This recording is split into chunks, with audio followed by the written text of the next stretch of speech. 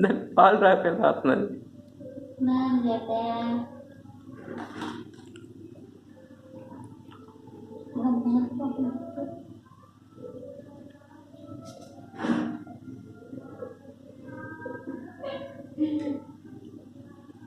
యూట్యూబ్లో పెట్టండి, అల్లా దోశ లైక్ వస్తారు.